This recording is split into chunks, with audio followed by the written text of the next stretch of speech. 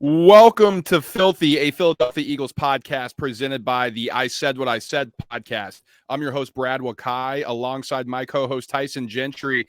And we're back today to talk about the new coordinator hires that the Philadelphia Eagles have made because, Tyson, they decided to retain Nick Sirianni. Caught a lot of people off guard, caught local media, local people who cover it, fans who've been following how Jeffrey Lurie operates, how Howie Roseman have operated in the past.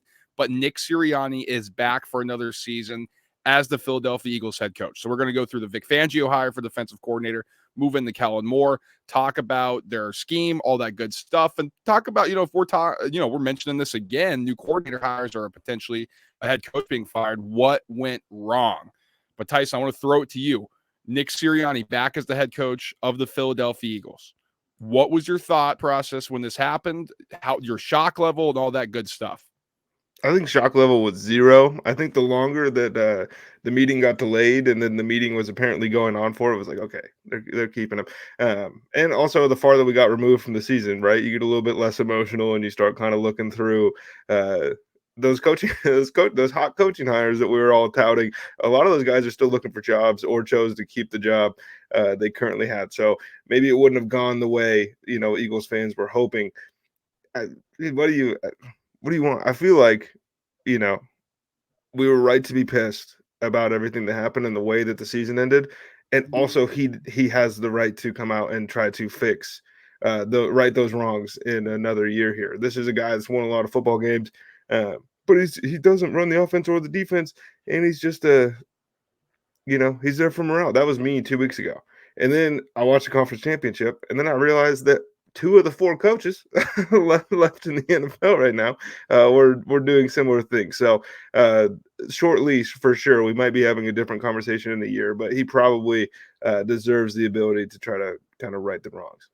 And I think you're completely right, especially Philadelphia fans. They run hot. The guy was getting a statue built out of him last year. And then after a bad stretch, and it was a bad stretch, they wanted him fired. But the reality of the situation is a divisional championship, an appearance to the Super Bowl, 3 straight playoff appearances, the highest winning percentage from any coach in this franchise's history through the first 3 years, double-digit wins in back-to-back seasons. It's hard to argue against the resume. So I think when we're talking about Nick Sirianni, do you discuss and really point to, well, the team collapsed down the stretch, or do you look at the good things where he built it from a team that was what it was in his first season to making it to the Super Bowl, to going toe-to-toe with Andy Reid and Patrick Mahomes, and to being 10-1 at one point, and the wheels falling off? I think that's a juxtaposition that people have to think about when they're talking about Nick Sirianni, because I know a lot of people are pissed. A lot of people are mad that he's coming back, but he's shown that he has the ability to lead the team, and that's what the role he's going to be moving into is, Tyson, as they've looked to hire the boss of the defense and bring in somebody who's really going to have more control of the offense. Well, you talk about juxtaposition, and we're going to get into that a little bit with Vic Fangio. But yeah, when the wheels fell off when they were 10-1, you start looking around, and it's like, oh, this coaching staff is light on experience everywhere, and we're not going to have that problem in 2023. Now, if this happens again, if they start super hot and fade hardcore to end the season, he's gone. He's got to be. But as the Cleveland Browns would say, they have some adults in the building. I want to apologize too if my Wi-Fi is cutting out. It's if I'm hard to understand because it's been rough today here in my place. So if that's cutting out, please stay with us. I'm sure it'll get a little bit better, at least hopefully. But before we move into Fangio, because that's going to be the first topic we hit for the coordinators, Tyson and I, we have to eat crow when we're wrong. We fully expected that he was going to be fired, and a lot of people did, local media included. It's been the track record of Howie Roseman and Jeffrey Lurie that when they feel embarrassed or if then they think the we team were mad. Underperformed. Well, of course, and that's the difference. I do think I want to make this clear before we talk about the coordinator hires. There's a fine line between expecting perfection and becoming the Carolina Panthers now, the Cleveland Browns, and the Jacksonville Jaguars. Because I said it in our last podcast, we were discussing the hire. I think it would have been the wrong decision to fire Nick Sirianni if I was in charge. You just can't run through coaches repeatedly who have done good things for your franchise. And we're not talking about Hugh Jackson, right? We're not talking about some horrendous head coaches. We're talking about a guy who's in the Super Bowl. We're talking about Doug Peterson who won a Super Bowl. And in 6 years, you would have run out both of them. So I think this is a smart hire or a smart retention here, because if it does fail, then you can point to and say, okay, no, this guy was the problem. I think 1 year in the NFL, Tyson, we've seen how quickly things can change.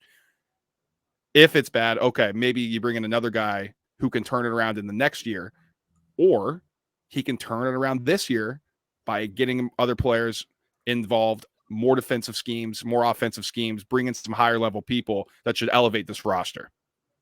For sure. And we're not necessarily demanding excellence, but at the end of the season, it did feel like we were demanding competence, and I think that's where the anger came from. And so you want to talk about competence here. Vic Fangio hired as defensive coordinator, and this moved pretty quickly. So this is pretty quickly. You're right. It moved rapidly. So this has happened.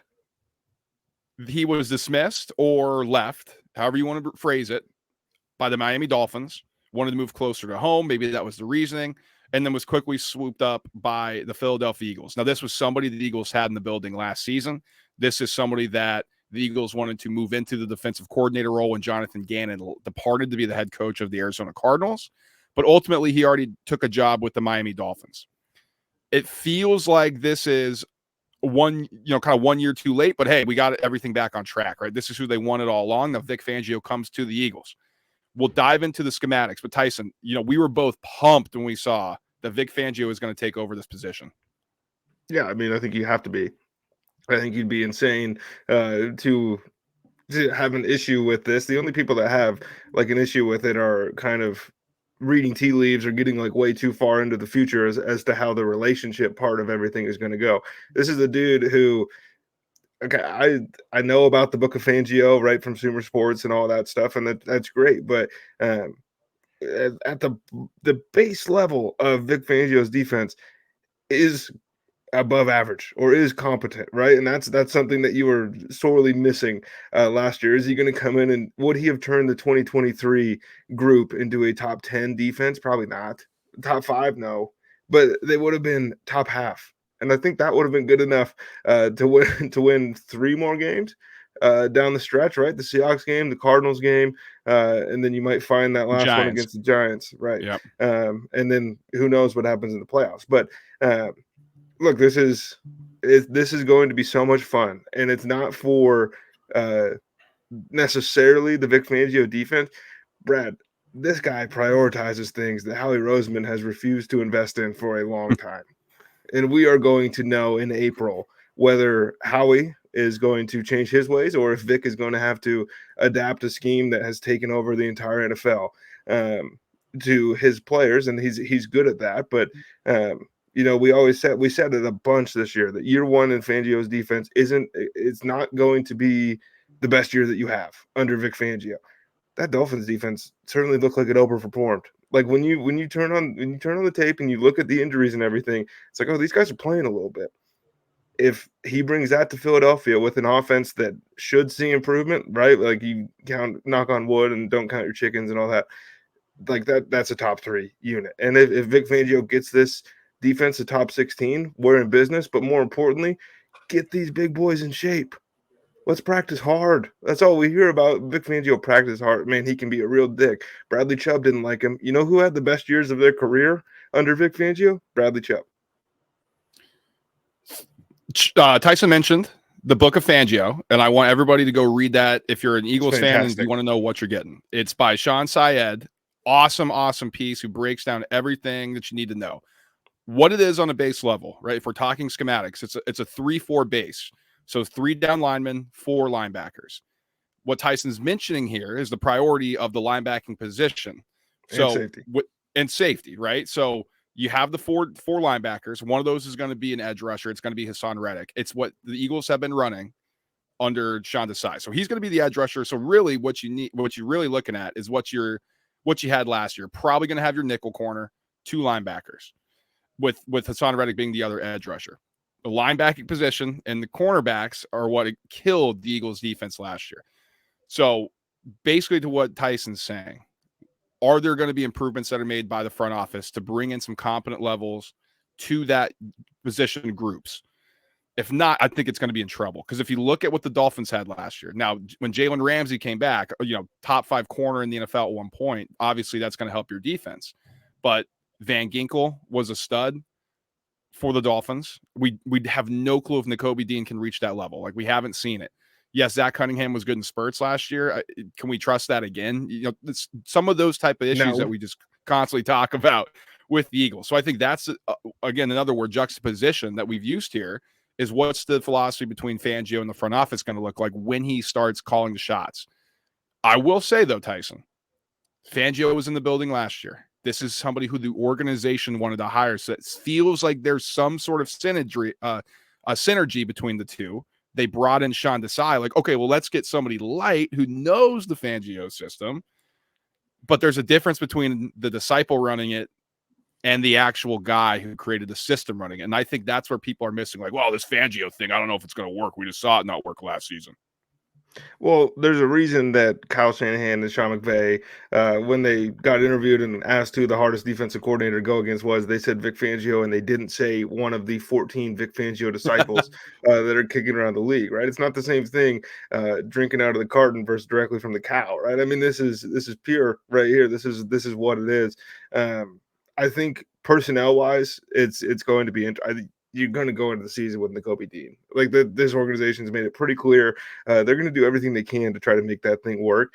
But outside of that, Morrow, I do not expect him to be back. I don't expect Zach Cunningham to be back.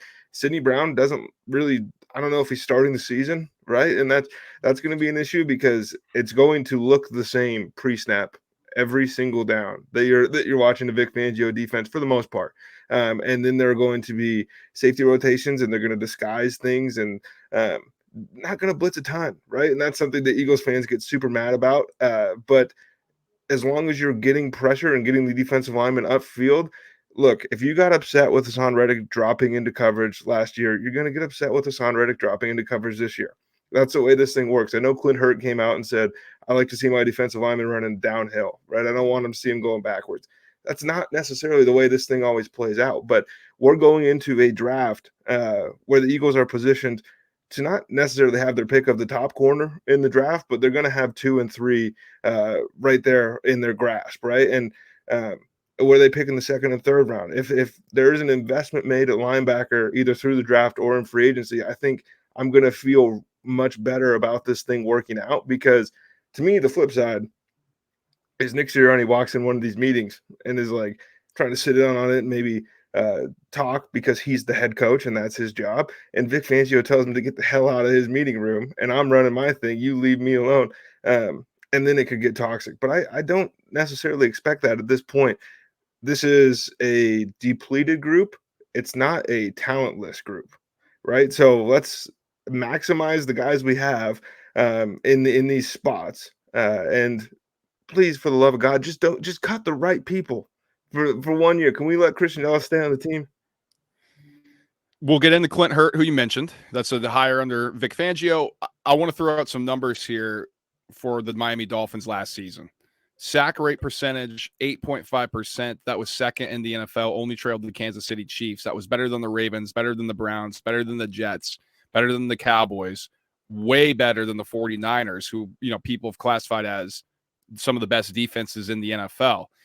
EPA per play, a little bit further down the list, 16th, but they were negative 0.03 on that. The success rate percentage, they were 16th, 43.3%. EPA per rush, 15th, negative 0.01. EPA per pass, they were 13th, negative 0.04. So, like we said, if you look at the whole body of work, it's a middling type of deal. After time, what did we see happen with the Broncos? What did we see happen when he was with the Bears? The defense just vastly, vastly improved. I'd be curious to see how this would look for the Dolphins in a couple years if he stayed there. But to your point as well, this is a ceiling raiser of a unit. I'd never said anything below half, really. Too. A floor raiser, yeah, floor raiser. That's what I meant to say. I didn't say anything below half. So if you're looking at like what Tyson just said, and if you're wondering how it's going to work, yes, it's complicated. Yes, it's going to look same pre-snap. Yes, there's going to be different funky things that he has to kind of counter what offenses try to do. But at the end of the day, what this scheme is supposed to do is elevate your talent, elevate your defense to at least being middle of the pack, and then letting some of your talent get out and really make impact plays. And they won't quit. They're not gonna not tackle under Vic Fangio. They're not gonna come with anything besides a nasty attitude, and that's, I think, the thing that I'm most excited about. Just it's weird that a 140-year-old man is going to rejuvenate the Philadelphia Eagles. Does he come to Philly if the Phillies suck? Right? That's a good question. Man. It's got to be a good question. So, all right, Tyson mentioned Clint Hurt, and if you haven't seen the picture going around, I mean, it's just the guy's a monster, right? And so he's going to be the defensive line coach under Vic Fangio. Now, he served for the past 2 seasons as the defensive coordinator under Pete Carroll at the Seattle Seahawks. Actually did a very good job compared to what he did before. So in 2022, they were 23.9 points per game. You know, that was 0.7 points worse compared to the 2021 season. But last year in 2023, this past season, 21.4 points per game. That was the best number that they've had since, I'm trying to pull this up here, since 2011. So he did a good job. So you're bringing competence over as well. Now, he's taken a positional coach. He's worked with Fangio in Chicago. So there's familiarity between the two. I think this is a great get for the Eagles, bringing over somebody who's run his own defense and now be able to run in the defensive line. Tyson, we know how important that defensive line unit is for the Eagles, how important it is under Vic Fangio, and to have somebody who's had such great experience the past 2 seasons now kind of taking a step back and then being able to operate with what he's really known for. I think that's a great hire. Well, I think it's underrated a little bit to me, just like maybe I'm dead wrong in this, but Jordan Brooks is one of my favorite football players in the NFL. Jordan Brooks is a free agent. The Philadelphia Eagles need linebacker. Clint Hurt's coming to town. Clint Hurt was his coach for the last 2 years. So maybe I'm in the weeds a little bit. I didn't mind Tracy Rocker. I thought, the defensive line wasn't what you wanted. The rotations were weird, but at a certain point, it's like these guys are playing 100 snaps a game. Like, they are going to get tired. We saw Jordan Davis track down Josh Allen, right? And that was like the end of his season, essentially. Big man move fast and hamstrings go boom. That's kind of my reading on that. But look, as long as these dudes are in shape, ready to roll, and there's some sort of continuity amongst the culture, because Brandon Graham says he wants to come back. We'll see how that plays out. Fletcher Cox, we up in the air. We don't know. This might be another cut and re-sign year. This might be Fletch goes somewhere else. This might be Fletch hangs it up. But for as much investing as they've done in the defensive line, they might be for the first time in a long time without 2 stalwarts, 2 guys that understand the room and know kind of, for lack of a less cheesy term, what it means to be a Philadelphia Eagles defensive lineman. And also, maybe it's not the worst thing in the world that things are getting, again, rejuvenated or refreshed, right? And we're going in with a new group. Brad, it looked like a lot of these dudes last year at a certain point, outside of Milton Williams and Josh Sweat, really were just out there to get reps. And it like they didn't lose a rep for 3 weeks, and I don't think they won one for the last 7. And I've said that a few times. I'm excited about this. I'm excited about defensive backs coach coming in, and not just like the work that they've done with these players, but the scouting that they have done at a pretty high level and in their important positions in previous organizations, and they've hit home runs a lot of times. Go look at who Seattle's taken on the defensive side of the ball, and then go look at the position coaches that just got brought in. There's 100% chance those guys had input in that, and that's an area where Philadelphia has continued to miss. And you mentioned the new defensive backs coach. Reportedly, it's going to be Carl Scott, who is also another Seahawks assistant. He's going to come over to Philadelphia. I think the difference between like Tracy Rocker and the Eagles' past defensive backs coach and what we're getting from Clint Hurt and Carl Scott is people who have done this in the National Football League. Like, those are first-year defensive positional coaches in the NFL. And that can work, right? Like, you have to start somewhere. So I don't want to be lack of experience is bad and all this. Like, we saw Mike McDonald come over from Michigan and he was a stud for the Ravens. Here's the thing, is it's lack of experience isn't bad, but it's not what you want to see across the board on a team that's trying to win a Super Bowl. Exactly. And especially when you go from what's been an established staff, basically, under Jonathan Gannon, at least he has his guys, they know how to run his system, all that good stuff, to bringing over some guys late in the cycle. Now what you're getting is major experience. To your point, they've scouted at the NFL level. They know what works at the NFL level. They know what players can do at this level in this league. You're just getting more and more coaching experience on the staff, which I thought last year it sorely lacked. And I mean, everybody's talking about Patricia, everybody's talking about Desai, and everybody's talking about Sirianni. And at some point, it's more of an operation than that, right? It's analysts, it's the positional coaches. Like everybody said when AJ Brown's like, we got to start trusting our coaches. Where everybody's like, oh, he doesn't trust Sirianni. Well, there's a lot more coaches than just the head coach and the coordinators on the staff. And so when some guy's like, man, I don't have an answer for this stuff right now. I just haven't seen it. I haven't had reps as a coach. Players can pick up on that. They're like, man, I don't know if this guy knows what he's talking about, just across the board. And so, yeah, you can say that's on Sirianni. It's also on the organization. Listen, we don't have to rehash every single thing from last year. We know it was a disaster, right? It's time to turn the page. And I think Sirianni and Fangio have done a good job of addressing some of the concerns from last year, which was, man, the defensive line didn't get as much pressure as we had like compared to 2022. Wow, the secondary has gotten toast. Man, this is bad. Who does he bring in first, and who are the big names we hear? Experienced defensive backs coach and experienced defensive lines coach.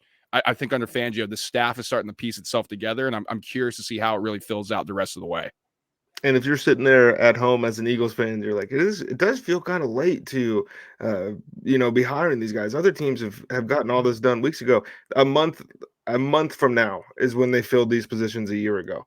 So they are they're not late to this year's cycle, but they're operating on a different timeline, at least, than a lot of the other teams that were eliminated around the same time. And they're still a month ahead of where they were a year ago. I don't think that was talked about hardly enough last year. It was like a lot of guys were just like, man, yeah, I'll do that. That's a team that just won the Super Bowl. I'll take that job. But it's going to be tough. But overall, I think we're both super pumped about Fangio. We wanted a head coach of the defense, so to speak, and there's not one better in the business at the moment than Vic Fangio. But Brad, I think everybody's in agreement on Vic Fangio. I think on the other side of the ball is where it gets a little bit more interesting. Well, I'm curious to hear your position on this because Kellen Moore has been hired as a new offensive coordinator of the Philadelphia Eagles. And for Eagles fans, you saw him for 4 years on the other sideline, the rival sideline of the Dallas Cowboys. After he got done playing there, they wanted him to get into coaching. He decided to take the quarterback's coach role before eventually getting promoted to the offensive coordinator under Jason Garrett. He was retained as the offensive coordinator under Mike McCarthy.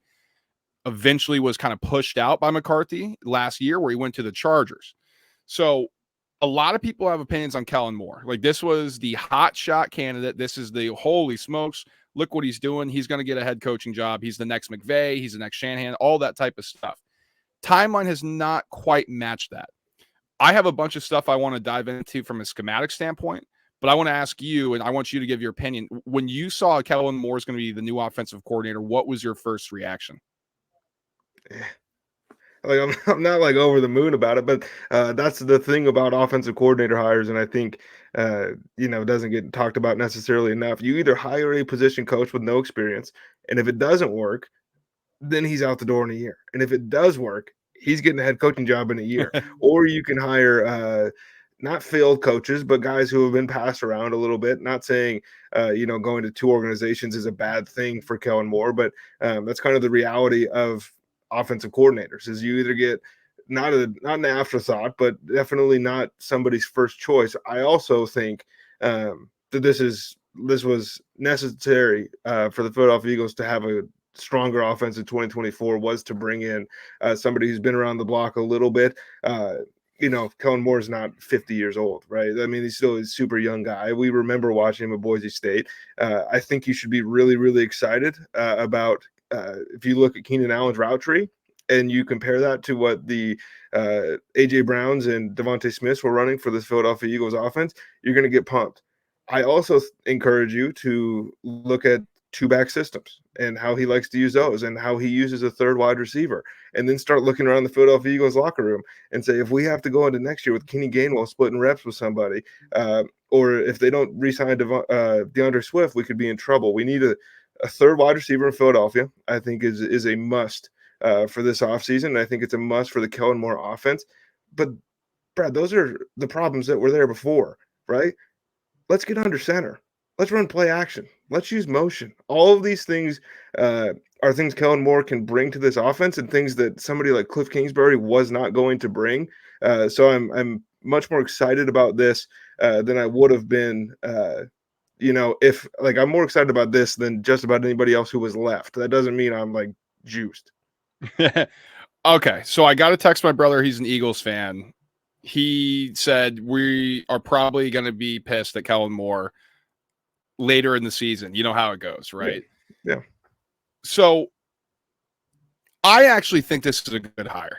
I'm not going to lie to you. This is a guy who's known for being a great play designer. And I think what the Eagles struggled with last year was design. They had no answer to beat the blitz. And this is on the fly too. No answer to beat the blitz. No answer to get their players open in space besides let's just get lucky. That's basically what it looked like last year. In 2022, Shane Steichen is a great play designer. Like, he carried that over to the Colts. The other guys who were interviewed and really were considered for the job, like Tyson already mentioned, Cliff Kingsbury. The other one was Gerard Johnson, the quarterback coach for the Houston Texans. I think that would have been an interesting one, but we're running into the same issues that we would have with Brian Johnson. Guy is not calling the plays, has not called the plays. He'd be another first-time play caller. Is that really what you want to bring in after we just witnessed that last year? With Kellen Moore, you're getting 5 years of play calling experience. With Kellen Moore, with the Dallas Cowboys, and his 4 years there, I want to read this. Let me see if I can find it now, of course. And it is important to point out that Justin Herbert was hurt for the majority of last season when you go back, if you're just going to look at stats for the Chargers offense. I just want to point that out. Very true. So in Kellen Moore's 4 seasons as OC in Dallas, the Cowboys ranked second in points per game in the NFL, 27.7, second in yards per game, 391, fourth on third down conversion percentage, 44.1%, and fourth in passing yards per game, 264. Now, the whole thing with him is, well, the rushing yards, the rushing game. Well, he was seventh in rushing yards per game, 126.6. Good offensive line in Dallas. He still had Zeke, who is pretty much in his prime there, but he also used Tony Pollard well in spurts, kind of that 1-2 punch. But Jeff Stoutland is the run game coordinator here. I think that's really going to help. It's another good offensive line. So that could be a conversation there. But this is a guy who's shown that he can be competent, has been competent in an offensive coordinator role. Other things I want to point out here. Air yards per attempt with Kellen Moore, 8.1. That's something that was a big drop-off for the Eagles last year, going from Steichen to Brian Johnson. Average time before pass, 2.73. That increased this year to about 2.9, 2.8. So the ball's going to get out quicker this upcoming season, you would expect. Snaps under center, 40%. Snaps and shotgun, 60%. It's about a 60-40 split. I hope that stays the same. This has been something that's really kind of pissed me off a little bit about the Eagles, is they just won't put Jalen Hurts under center. I'm hoping Kellen Moore brings a new one, unless it's a sneak. Now, here's the big one. Using motion is 47% of the time in his offense. The Eagles last year, they ranked last in the league with 25% of motion on their plays. Just horrendous. So you're getting that means 1 out of every 4 plays, nothing happened pre-snap. That's ridiculous. Absolutely brutal. So it's going to be different. The designs are going to be different. The way they approach offense is going to be different. That's for sure. That's what we're getting in Kellen Moore. Well, I do, kind of tongue in cheek, but it's a little bit true. He did coach Dak after Brian Johnson was Dak's coach, right? And then when he comes into the league, and then now he's coaching Jalen Hurts after Brian Johnson has been the guy Jalen's worked with, for the better part of really the last decade. It's kind of unclear to me a little bit how deep their relationship runs, but we know that they're good buddies and all that stuff. But dude, you can be vanilla. We don't even care at this point. You can run base offense as long as it looks different than it did last year. Because look, Howie deserves, like we said last on the previous Filthy episode, Howie deserves a little bit more heat than he was getting at the time. he also has built probably the best offense, like talent-wise, that we've ever seen for the Philadelphia Eagles, at least in our lifetimes. And so you can look at EPA and everything from last year and be like, actually, it wasn't that bad. It should be top three. It should absolutely be sitting in the top three year over year. And I think, Kellen Moore can get you there. I don't know if he catapults you to one or like a comfortable, 2 or 3 there, but where you're way ahead of everybody else, kind of Chiefs Bills situation. But dude, it's going to look like a functioning NFL offense, and I think that's really the only goal that they should have had. I am curious to see how much the concepts that Kellen Moore likes to run carry over, because Nick Sirianni can say over and over again that he kept saying fresh ideas in the press conference. We need new ideas. That doesn't mean a ton to me until I see it on the field. Because what if he doesn't like the fresh ideas? Or what if, that goes against his philosophy and the way that Nick wants to run his offense? Brian Johnson was a horrible play caller. We don't know how good of a schemer or how good of a coach truly he was. He's calling plays in somebody else's scheme. I'm still curious a little bit to see, like, if they come out next year and it's screens again to start the year, I'm not going to burn my house down. But if it's going on in week 6, I'm going to be frustrated. Well, some other points here I do want to throw out under Kellen Moore is, that's what people are kind of worried about, right? It was just so east to west with the Eagles last year, not attacking down the field.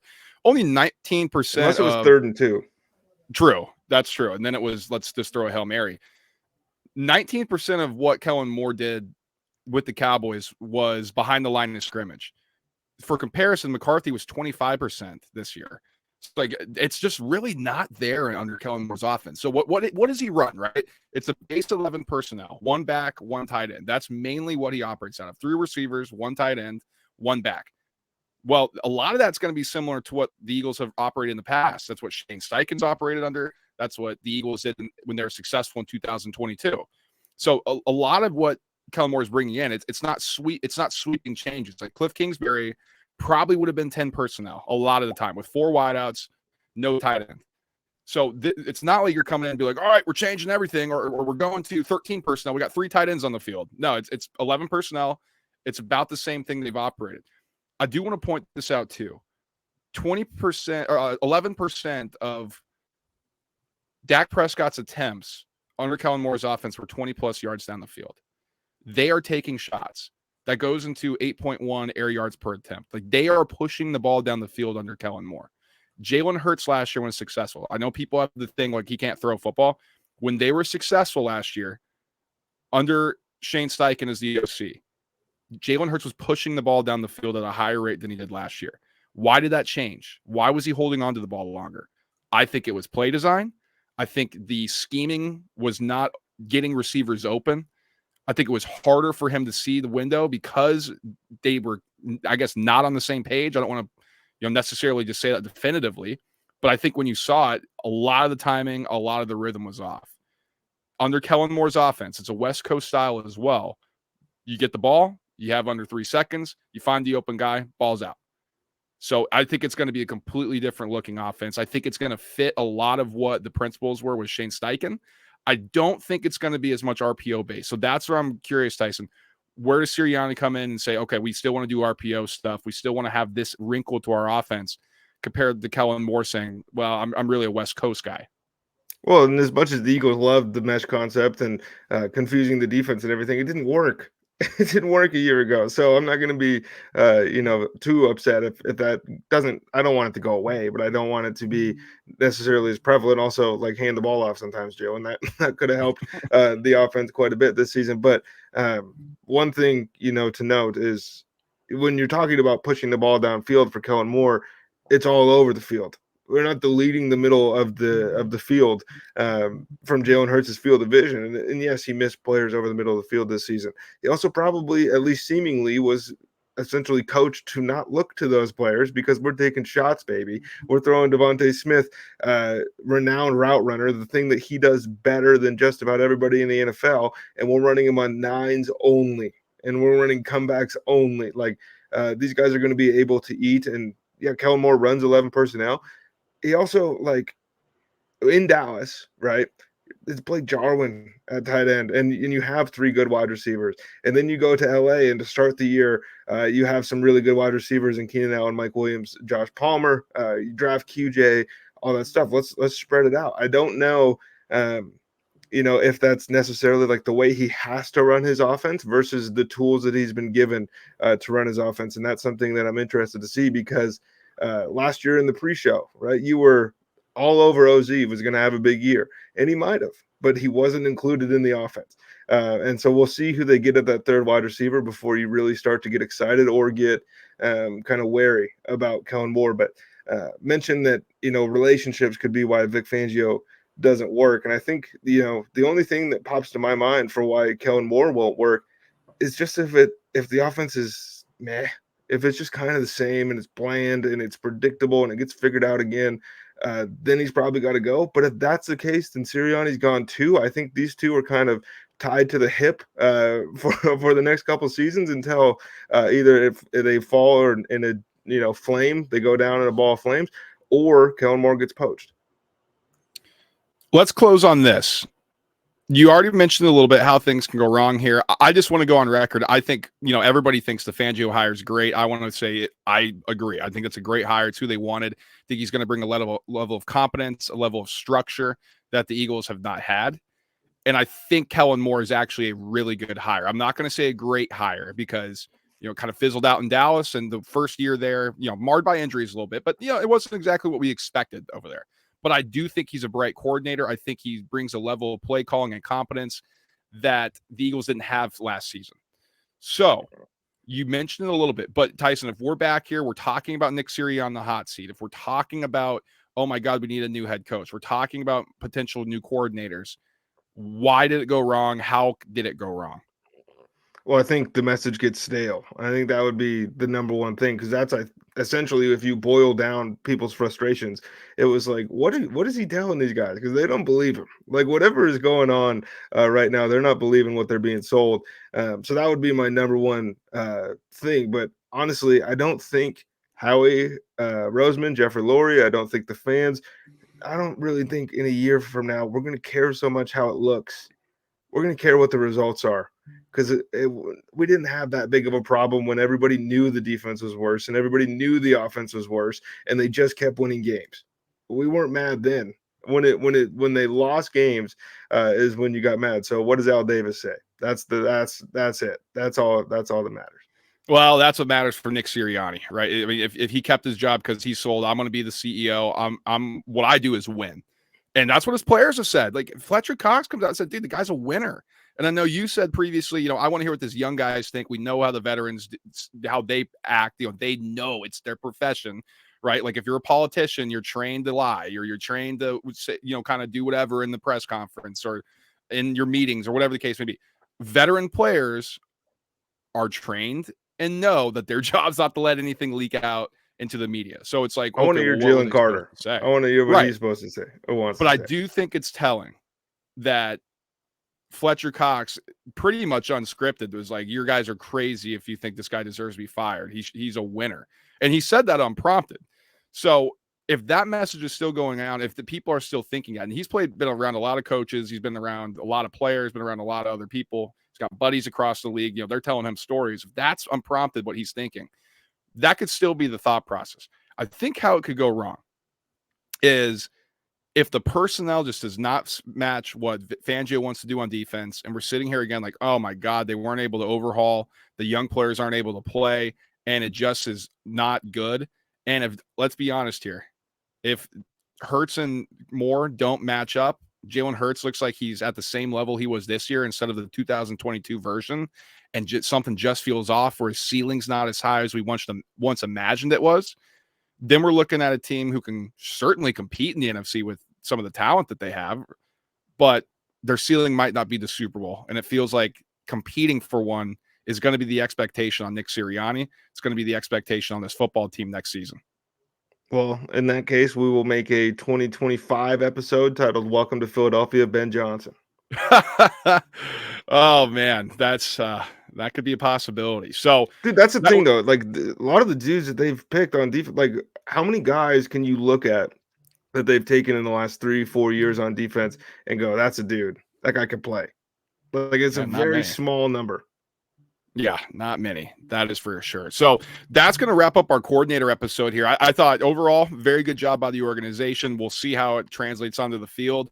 But Tyson and I, we're going to be doing a ton more content for Filthy here. So if you want to stay connected with us, make sure you subscribe. It's going to be on our I Said What I Said feed, where we covered a bunch of stuff in the National Football League. So if you're curious about our thoughts on the Super Bowl, if you like to gamble, we got picks coming out for that. That's going to be coming up later next week. So if you stay subscribed to get all of that. But we do have more Filthy episode coming out.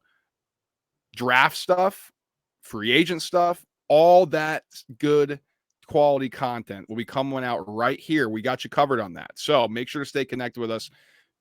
Go ahead and leave us a comment if you agree with what we said. If you don't agree with what we said, we want to hear from you. We want to keep growing this thing. So we do appreciate you guys staying connected with us and letting you know. So we'll be back talking about some of the other stuff that we got going on here for the Eagles. And we'll talk to you then, guys. See ya.